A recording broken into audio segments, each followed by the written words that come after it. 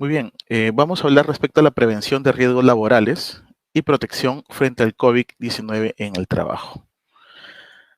Al respecto, debemos iniciar verificando el marco legal vigente. Ante ello, tenemos que revisar la Ley 29783, que es la Ley de Seguridad y Salud en el Trabajo. Asimismo, el Decreto Supremo número 05-2012-TR, que aprueba el reglamento de la Ley de Seguridad y Salud en el Trabajo. Adicionalmente, se cuenta con la Resolución Ministerial 448-2020 MINSA, que deroga en principio la Resolución Ministerial 239 y aprueba el documento técnico denominado Lineamientos para la Vigilancia de la Salud de los Trabajadores con Riesgo de Exposición a COVID. Además, deben observarse las normas sectoriales, es decir, debe revisarse no solo estas normas generales, sino que cada sector, de acuerdo a lo que se ha emitido por parte de las entidades competentes, deban cumplirse aquellas disposiciones en materia de seguridad y salud en el trabajo según corresponda. Para ello tenemos que ver qué es lo que nos dice la ley 29783. Ante ello, pues, lo que busca es promover una cultura de prevención de riesgos laborales dentro del país. Para ello, le otorga el deber de prevención al empleador y al Estado le entrega el rol de fiscalización y control. Asimismo, para los trabajadores les precisa que deban participar no solamente los trabajadores, sino también las organizaciones sindicales. Muy bien, eh, tenemos que el día de hoy ya contamos con un nuevo riesgo asociado a las actividades del trabajador. En este caso estamos hablando del SARS-CoV-2 o COVID-19, que es, en ese caso, nos hacemos la pregunta, la mayoría de empresarios, de empleadores, de trabajadores, ¿cómo hago para poderlo combatir? En este caso, buscamos la forma idónea para poder protegernos y no contagiarnos de este virus, esta enfermedad, ¿no?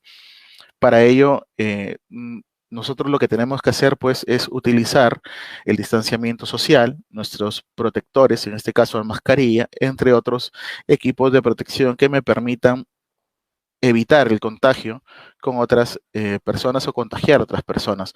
Para ello, es fundamental precisar que ningún lugar de trabajo o ningún lugar es una isla, pues hay que considerar que en nuestro entorno social nos podemos contagiar. En el lugar de trabajo nos podemos contagiar. En la comunidad nos podemos contagiar. En la familia también nos podríamos contagiar. Nosotros como individuos, como personas, estamos inmersos dentro de todas estas esferas. Por tanto, basta con que una de las personas del lugar de trabajo o de la comunidad se encuentre en contacto con una familia y la familia en una reunión social pueda estar con nosotros y nos contagia, nosotros podríamos llevar esta enfermedad al lugar de trabajo o al centro de trabajo. Por tanto, lo que se pide es que cada quien gestione sus propios riesgos y en este caso evite en la medida de lo posible la exposición a este factor de riesgo, no solamente en el ámbito laboral, sino desde casa o en la sociedad.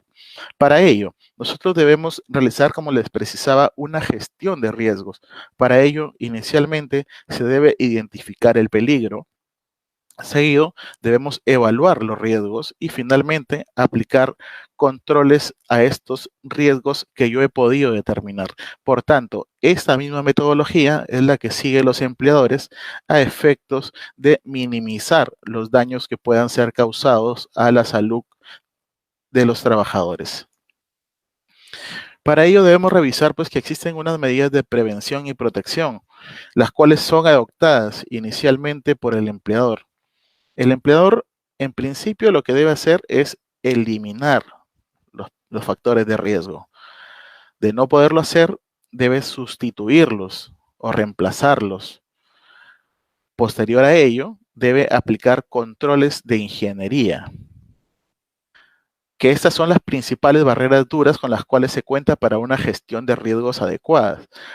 Sin embargo, también pueden aplicarse controles administrativos, llámese capacitaciones, llámese y comunicados, en todo caso señaléticas y finalmente un equipo de protección. Al respecto hay que precisar pues de que estos dos últimos controles, estas dos últimas medidas dentro de la jerarquía de controles son barreras blandas, es decir, estos equipos de protección y controles administrativos no eliminan totalmente los factores de riesgo. Por tanto, lo que se debe priorizar son los tres primeros o la lista principal, que es eliminar, sustituir y o aplicar los controles de ingeniería a efectos de evitar el COVID.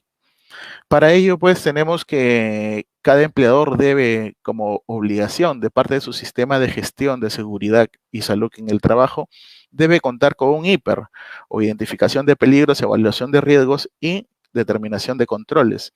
Al respecto, pues esta disposición del reglamento en el artículo 77 fue modificado ese 2020 por un decreto supremo número 2 del 2020, el cual precisa pues de que debe considerarse tanto las actividades rutinarias como las no rutinarias y aquellas en caso de emergencia. También considera las condiciones de trabajo y susceptibilidad al factor de riesgo, el medio ambiente de trabajo, la organización del trabajo, que los trabajadores, si cuentan con algún tipo de discapacidad, si se encuentran gestando, si son jóvenes, deban también priorizarse los controles pertinentes para este caso. Los resultados de las evaluaciones de los factores de riesgo, es decir, aquellos monitoreos que se han realizado con antelación o que vienen de un proceso de auditoría, también deben ser considerados dentro del IPER a efectos de contar con una herramienta un poco más dura, más rígida y poder controlar los factores de riesgos. Asimismo, también debe considerar la investigación de accidentes de trabajo y enfermedades profesionales. Y finalmente, los datos estadísticos de la vigilancia de la salud colectiva. En este caso, pues, es necesario considerar de que el servicio de seguridad y salud en el trabajo juega un papel fundamental para poder contar con una herramienta que permita minimizar los factores de riesgo. Por tanto, el IPER debe ser elaborado por un personal competente y ser actualizado al menos una vez al año. Debe estar puesto en consulta con los trabajadores, el comité, los supervisores, pues ¿quién más conoce de sus propios peligros que el mismo trabajador? Hay que recordar pues que el IPER no se realiza solamente de gabinete, sino que debe realizarse desde el campo, ¿no? Conocer la realidad y debe ser elaborado en cada puesto de trabajo. Para ello, vamos a revisar la evaluación de riesgo, que es lo que considera la Ley de Seguridad y Salud en el Trabajo. Tiene ciertos artículos determinados para la protección, para la gestión del riesgo. Por ejemplo, en el artículo 64 precisa que debe haber una protección de trabajadores en situación de discapacidad. En el artículo 65 precisa que debe haber una evaluación de factores de riesgo para la procreación. Es decir, no solamente se preocupa del trabajador, sino que también se deban gestionar aquellos factores de riesgo que puedan afectar a la procreación del trabajador.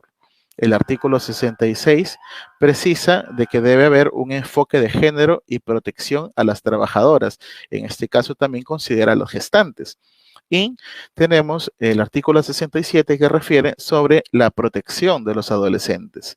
En este caso deben aplicarse medidas de control que deban aplicarse considerando en este caso la gestión de riesgo para poder minimizar o para poder gestionar adecuadamente los riesgos y evitar tanto los accidentes de trabajo, enfermedades ocupacionales y también el COVID-19.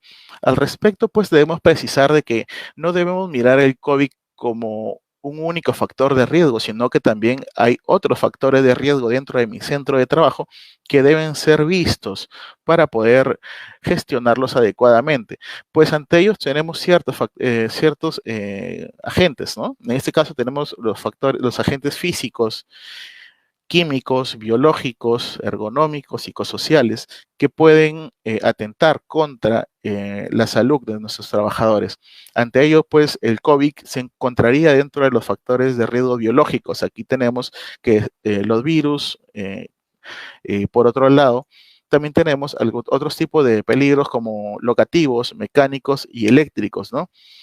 Todos estos factores de riesgo deben ser determinados, deben ser identificados por el empleador a efectos de contar con un hiper adecuado, pues como le había precisado con antelación, inicialmente todo empleador que tiene la obligación de elaborar su hiper o hiper C tiene que realizar inicialmente la identificación de peligros. Posteriormente debe evaluar los riesgos y finalmente determinar los controles. ¿Qué tipo de controles voy a aplicar para ese peligro identificado y que he evaluado que es total, es potencial o es altamente potencial que pueda generar algún daño, algún perjuicio a mi trabajador? Ante ello tengo que aplicar una jerarquía de controles. Yo decido eliminar, sustituir ese factor de riesgo, aplicar un control de ingeniería a efectos de minimizarlo, o un control administrativo como una señalética, una advertencia, capacitaciones, procedimientos escritos de trabajo, de repente informes, algún tipo de series administrativas que permitan minimizar los riesgos y finalmente los equipos de protección personal. Pues como le decía anteriormente, los equipos de protección personal lo que realizan es brindarte una protección, pero no elimina totalmente todos los factores de riesgo, solamente los minimiza. Por tanto, lo que se sugiere es, en principio, utilizar las barreras duras como es eliminación, sustitución o los controles de ingeniería de acuerdo a la jerarquía mostrada en sus pantallas. Ante ellos, pues, tendrá que evaluarse si estos, en la evaluación de riesgos, ver si es que estos, a qué nivel de riesgo corresponde, si es que es tolerable, no tolerable, si es moderado, si es alto. Entonces, de acuerdo a ello, tendrá que determinarse si es que aplica algún control o en su defecto, qué tipo de control debería aplicar. Para ello, ya estamos en la fase de determinación de controles, pues ante ellos, como le venía explicando, debe considerarse pues qué tipo de control debería aplicar y para ello yo tengo que dentro de mi evaluación considerar de acuerdo a una matriz de evaluación que encontramos dentro de la resolución ministerial 050 del 2013. Aquí voy a hacer una tingencia, ¿no? Debemos considerar pues de que no hay una única metodología para poder hacer el hiper o el hiper C, sino que existen diversas metodologías y para ello es el empleador quien debe realizar una adecuada gestión de riesgo. Por tanto, vamos a mostrar algunas metodologías para que usted pueda conocer cómo realizar una adecuada evaluación de riesgo, ¿no? En este caso, esta es una metodología dentro, señalada, precisada dentro de la resolución ministerial número 050 del 2013, en el cual evalúa si es que la severidad y la probabilidad, cuán severa puede ser la lesión que sufra y por el otro lado tenemos cuán probable puede ser. Entonces, si nosotros situamos algún evento, vamos a realizar un trabajo en altura, ¿cuál es la probabilidad de que pueda caerme realizando el trabajo en altura? Entonces tengo que revisar si la probabilidad es escasa, existe baja probabilidad, si puede suceder, o si es probable o es muy probable. Y si me caigo, ¿cuán severo va a ser el daño? Si es mínimo, si es moderado leve, si es moderado alto, si es mayor o si es catastrófico. De acuerdo a ello vamos a encontrar un número, ¿no? Si nosotros decimos de que es un moderado alto y muy probable, entonces estamos con un número 40. Ante ello lo vamos a buscar dentro del cuadro que dice valoración de riesgo y lo encontramos que es un riesgo alto. Por lo tanto, no podría ejercer un trabajo si es que no lo minimizamos. Para ello deberíamos brindar pues una capacitación a nuestros trabajadores, aplicar los procedimientos escritos de trabajo seguro, adicionalmente contar con los equipos de protección pertinentes, ¿no? Y inicialmente, pues, ver si es que puede ser sustituido, ¿no? Se puede eliminar el factor de riesgo, si puede ser sustituido, si puede aplicar algún control de ingeniería, posteriormente pasamos al control administrativo y finalmente los equipos de protección.